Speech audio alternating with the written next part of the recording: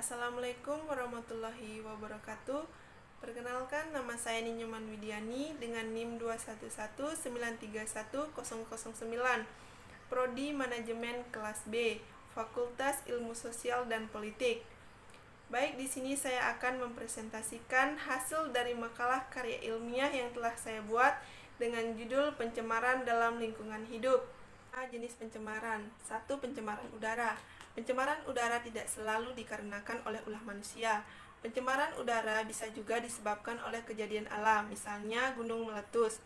Hasil dari letusan gunung berapi tersebut membawa partikel-partikel logam yang berbahaya. Akan tetapi, penyebab utama pencemaran udara di Indonesia biasanya terjadi akibat polusi kendaraan bermotor roda 2, 3, dan juga 4. Pencemaran udara disebabkan beberapa hal, yaitu yang pertama, asap rokok. Seperti yang sudah diketahui bersama, sebagian besar orang-orang terkaya yang berada di Indonesia adalah bos besar dari perusahaan rokok. Oleh karena itu, tidak heran jika asap rokok menjadi penyumbang pencemaran udara yang paling besar. Kandungan-kandungan yang berbahaya yang ada di dalam rokok seperti tar dan juga nikotin. Maka asap yang ditimbulkan juga berbahaya. Yang kedua yaitu ozon O3. Sudah menjadi rahasia publik jika lapisan ozon sudah mulai menipis. Lapisan penghalang buruknya sinar matahari tersebut justru menjadi bumerang bagi bumi. Polutan ozon adalah polutan yang paling berbahaya. Penanganannya juga sangat sulit sebab tidak dapat dideteksi.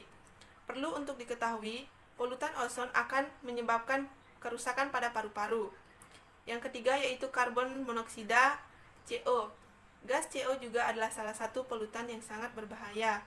Gas tersebut bisa menimbulkan kematian apabila seseorang menghirupnya dalam jangka waktu yang lama. Contoh dari polutan gas CO adalah ketika tidur di dalam mobil dengan menggunakan AC. Gas-gas CO yang dihasilkan dari kendaraan bermotor di luar bisa masuk ke dalam tubuh.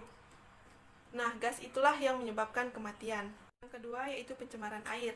Air yang bersih adalah air yang tidak berbau dan juga tidak berwarna.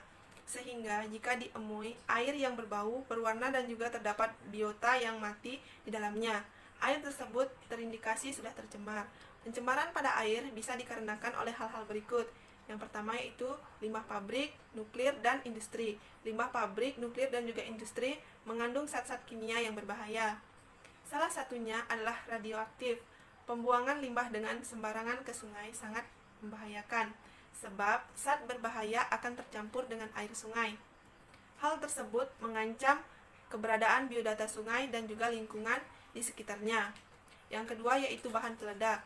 Untuk menangkap ikan, penangkapan ikan dengan menggunakan bahan peledak memang telah dilarang. Akan tetapi, tetap saja ada juga oknum-oknum yang nakal yang masih menggunakan cara tersebut. Penangkapan dengan bahan peledak memang dinilai efektif, tidak akan memakan waktu yang lama, dan juga akan memperoleh hasil tangkapan yang melimpah. Namun, hal tersebut merupakan salah satu penyebab dari pencemaran air. Yang ketiga yaitu pestisida. Limbah pertanian sesungguhnya tidak membahayakan, akan tetapi penggunaan pestisida yang berlebihan dan juga pupuk kimia itulah yang akan menyebabkan pencemaran air. Limbah pertanian yang di dalamnya terdapat pestisida yang berlebih dan juga pupuk kimia tersebut akan mengalir. Yang selanjutnya hal tersebut akan menimbulkan pencemaran pada air. Yang keempat yaitu sampah. Sampah menjadi masalah yang paling utama di zaman sekarang. Kesadaran manusia akan lingkungan sepertinya sudah sangat rendah. Sampah-sampah rumah tangga yang dibuang di sembarangan tempat, mulai dari lorong air kecil atau selokan sampai ke sungai, telah dipenuhi sampah. Padahal, sampah menjadi salah satu penyebab utama dari pencemaran air. 3. Pencemaran tanah.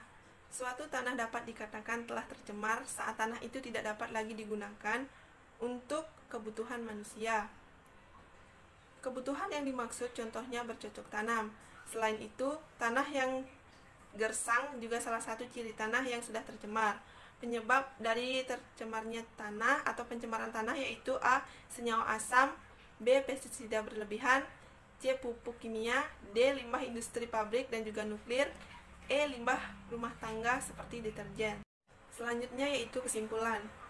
Pencemaran dapat dibagi menjadi 3, yaitu pencemaran air, tanah, dan juga udara. Setiap pencemaran mempunyai ciri tertentu. Setiap pencemaran juga mempunyai penyebab tertentu. Penyebab pencemaran satu dengan yang lainnya tidak jauh berbeda. Contohnya penggunaan pestisida yang berlebih.